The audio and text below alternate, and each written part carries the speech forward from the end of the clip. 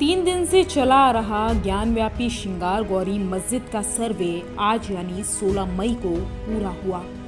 सर्वे पूरा होने के बाद आज हिंदू पक्ष की ओर से ज्ञानव्यापी मस्जिद के सर्वे के दौरान सोमवार को साक्ष्य के तौर पर शिवलिंग मिलने की बात कही गई।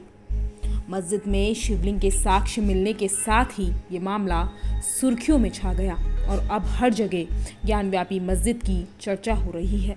लेकिन इन सब बातों के साथ बहुत ज़रूरी है आपका ये जानना कि आखिर ये पूरा मामला शुरू कहाँ से हुआ था। ये पूरा मामला 31 साल से कोर्ट में चल रहा है। साल 1991 में पहली बार हिंदू पक्ष की ओर से अदालत में याचिका दायर की गई थी कि ज्ञानव्यापी मस्जिद मंदिर तोड़कर बनाई गई है, इसलिए यहाँ दोबारा मंदिर के निर्माण की इजाज़त दी जाए। दरअसल ये पूरा मामला हिंदू धर्म के इतिहास और परंपराओं से काफ़ी हद तक जुड़ा हुआ है। ऐसा माना गया है कि ज्ञानव्यापी मस्जिद जिस स्थान पर बनी है वहाँ आदि विश्वेश्वर ज्योतिर्लिंग का असली स्थान है, जिसकी ओर काशी विश्वनाथ मंदिर परिक्षेत्र में मौजूद नंदी का मुख सदियों से विद्यमान है। हिंदू मान्यता के अनुसार नंदी का मुख सदैव शिवलिंग की ओर ही होता है। ऐसे में नंदी की मूर्ति का मुख ज्ञानव्यापी मस्जिद की ओर होने की वजह से ही हिंदू पक्ष की ओर से मस्जिद में सर्वे की मांग लंबे समय से उठ रही थी। लेकिन फिर 16 मई 2022 को अदालत की ओर से ज्ञानव्यापी मस्जिद में सर्वे करने के आदेश जारी किए गए। सर्वे के तीसरे दिन यानी 16 मई 2022 को ज्ञानव्यापी मस्जिद में शिवलिंग के साक्ष्य मिले।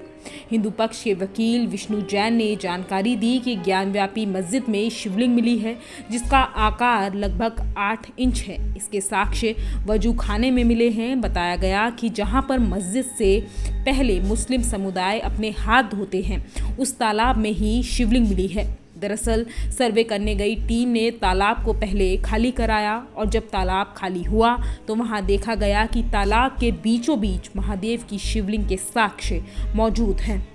शिवलिंग मिलने के बाद ही मौके पर हर हर महादेव के नारे लगाए गए और हिंदू पक्ष ने कहा कि हमारे महादेव हमें मिल गए।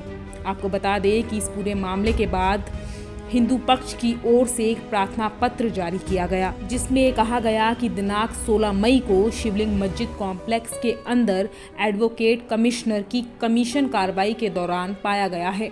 ये बहुत ही महत्वपूर्ण साक्ष्य है, इसलिए सीआरपीएफ कमांडेंट को आदेशित किया जाए कि वह इसे सील कर दे।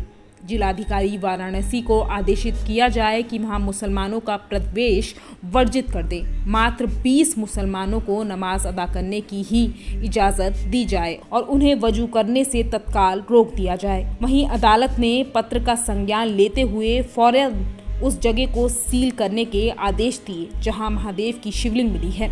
इसके साथ ही अदालत ने मौके पर सीआरपीएफ की टीम तैनात करने के भी आदेश जारी किए हैं। इस पूरे मामले का इतिहास तो हमने आपको बता दिया। अब आपके लिए जानना ये भी ज़रूरी है कि इस मामले में हिंदू पक्ष की प्रमुख मांगे क्या हैं। हिंदू पक्ष की पहली मांग ये है कि अदालत पूरे ज्ञानव्यापी परिसर को काशी मंदिर का हिस्सा घोषित करे। दूसरी मांग है मस्जिद को ढहाने का आदेश जारी हो और मुस्लिमों को यहाँ पर आने पर प्रतिबंध लगे। तीसरी मांग में कहा गया है कि हिंदुओं को यहाँ पर मंदिर का पुनर्निर्माण करने की अनुमति दी जाए।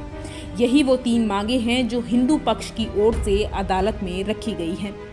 आपको बता दें कि हिंदू पक्ष शुरुआत से ही इस पूरे मामले को लेकर काफ़ी सजग रहा है और अपनी मांगों पर भी अडिग रहा है।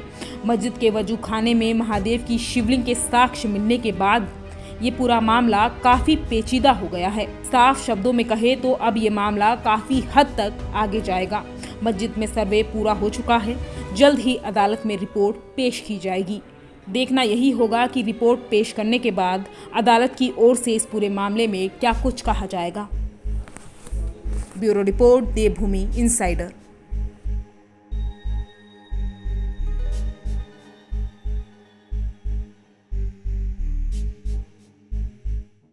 आज ही डाउनलोड करें देवभूमि इनसाइडर ऐप।